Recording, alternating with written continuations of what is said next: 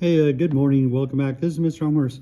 So the science lesson, we have been working on the solar system, and then we've looked at the celestial bodies that we have in our solar system with the sun, the planets, the belts, and then the Kuiper zone.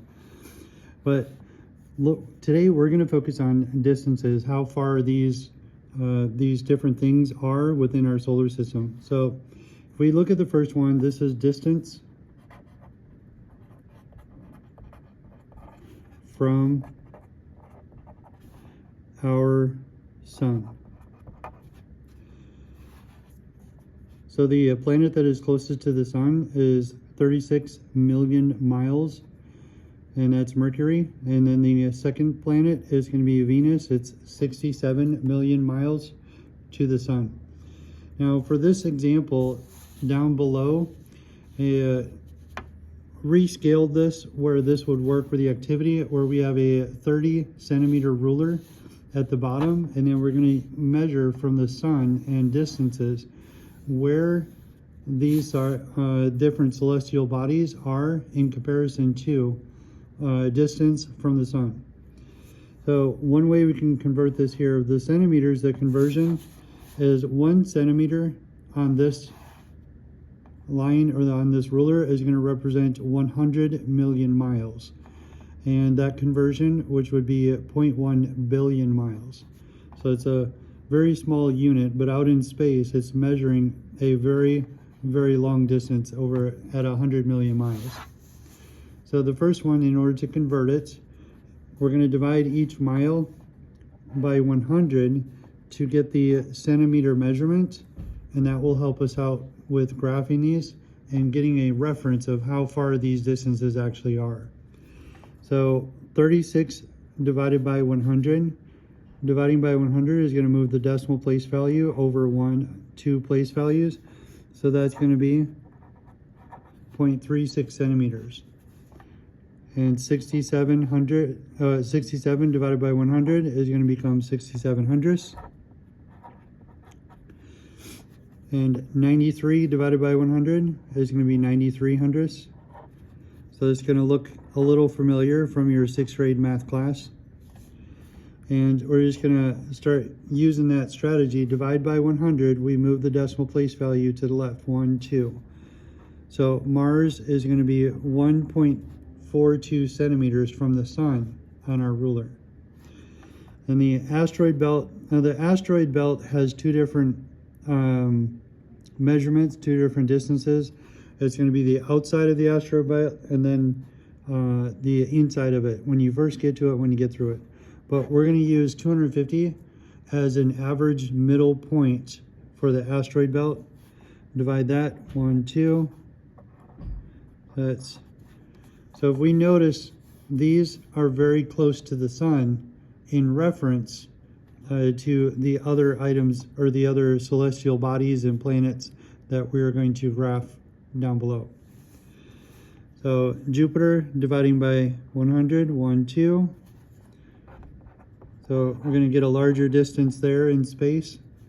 And Saturn is 886 million miles from the sun, or on our ruler is going to be 8.86.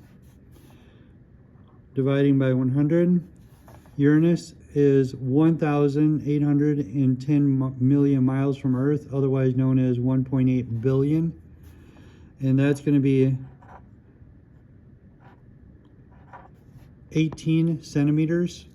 So a very large distance out in space. It is going to be the furthest distance on our ruler. Neptune, we're going to divide by 100. So it's 2.7 billion miles, or 2,777 million. We wouldn't say it that way, but I just wrote it down for ease of reference for this conversion. So that's going to be 27 centimeters. And then our last one, the Kuiper belt, dividing by 100. So our furthest distance on the ruler, it's going to be way out there. And what I noticed with this conversion is Neptune is very close to the outer outskirts of our solar system where the Kuiper belt is located. All right, so now we're gonna turn our paper sideways and we're gonna list out each body, celestial body, on the line using the ruler as distances with the measurements up above. So we're going to put a small solid circle on the line for each one of the 10 items listed above. And then for the asteroids, we're going to draw the belt and the dwarf planets for the Kuiper zone. So we're going to fill in a little bit more for those. And then the last one, using a protractor can help with some orbits. We're going to represent the orbits of each one of these planets. Okay, let's start with the first one. So we have Mercury is 0.36 million miles, or I'm sorry, it's 36 million, but 0.36 centimeters. So I'm going to zoom in here. This one's going to be a little tough. Okay, so the sun, distance from there. So just estimating right here. So the first example is done for you. Mercury is at 0.36 centimeters, and that's 36 million miles.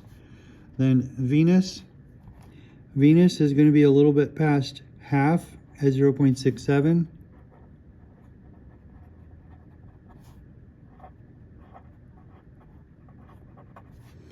Okay, and then our next one is going to be Earth, and Earth is going to be right before 1.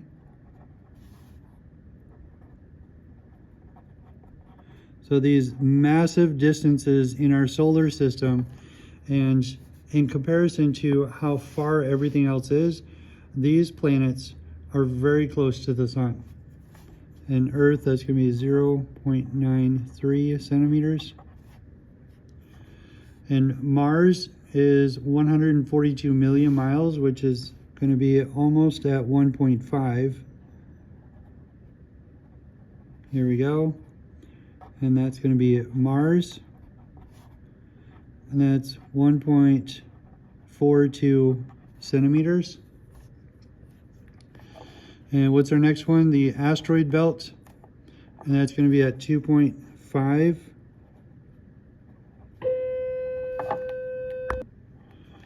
Okay, now this is not just one single celestial body, so we're going to put a bunch of little spots and rocks and everything, but let's curve this one. So we're going to do like a circle orbit going around the sun. So this one's going to be curved a bit. And this is the asteroid belt, and that's at 2.5 centimeters or 250 million miles. All right, so looking up above, we have Jupiter. Jupiter is at 482 million miles. So we're just gonna keep going down here. 482 is gonna be about 4.8. So estimating here, and that's gonna be Jupiter. That's 4.82 centimeters. And Saturn, so starting with the sun, going further and further away. So this is going to be 8 million miles, or 886 million miles, but on this ruler is going to be 8.86. So we're going to be closer to closer to the whole number of 9. And that is Saturn. And these conversions work out kind of nicely. So the centimeter measurements match up with the millions of miles. Okay, so we're going to go further out, and Uranus. I'm going to zoom out here a little bit. Here we go. So we have 0, which is right at the sun. Then we go millions and millions of miles, and then we need to go 1,800 million miles, which is actually 1.8 billion miles. So you notice Jupiter's getting a little further away, Saturn, and then we go all the way over here at 18.1. And that's Uranus.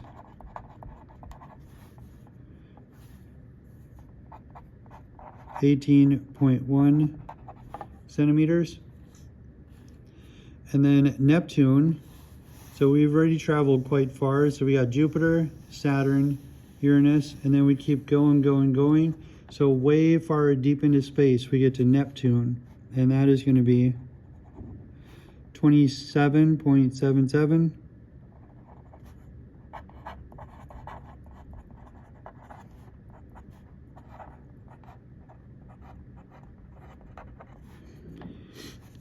And then right after Neptune, then we get to the outskirts of our planetary system, to the Kuiper Belt. And that is, by most internet searches, it's at 2.8 billion miles, which is 2,800 million miles. And this is the Kuiper Belt, or the Kuiper Zone.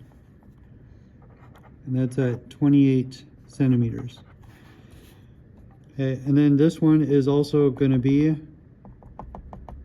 a bunch of debris and dwarf planets that goes farther deeper into space. But we're just going to use this as a reference, so we can just fill that in. And again, this is going to be an orbit that goes around the sun, so we're going to do a larger dot wrapping around. Okay, so just taking a look at how far these are, we can see the gaps in the distances. So Jupiter is closer to the sun than it is to the Kuiper Belt. And Uranus is closer to the Kuiper Belt than it is to the sun. So we could use this as a visual and a comparison reference. So the last part of this is we're going to work on the orbits of these.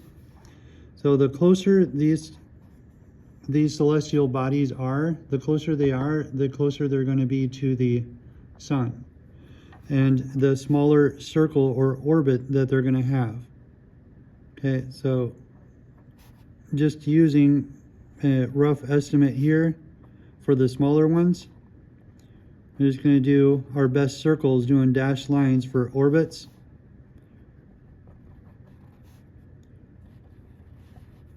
So these are all going to be traveling around the sun, revolving.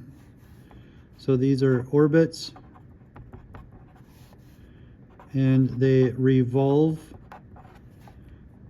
around the sun. And for the ones that are further out, it doesn't have to be exact, but we don't get much use out of the protractors, so this would be a good use of it, or it gives us a reference. So there we go.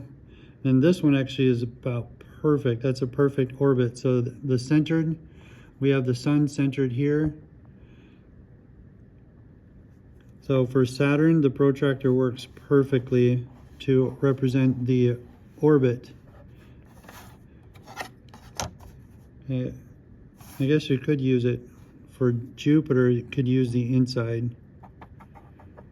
There we go. And Uranus,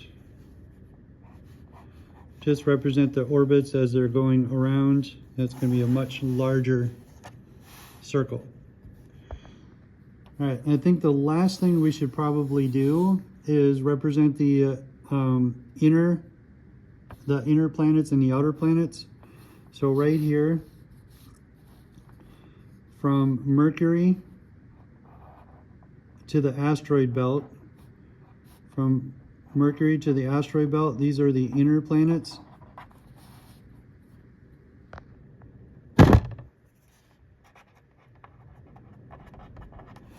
As they are inside the asteroid belt orbit. And then we have the outer planets.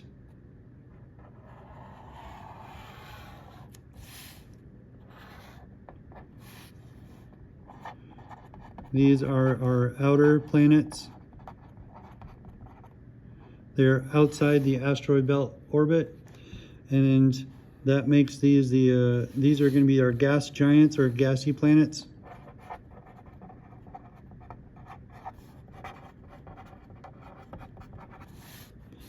And then inside the asteroid belt, real close to the sun, these are going to be the rocky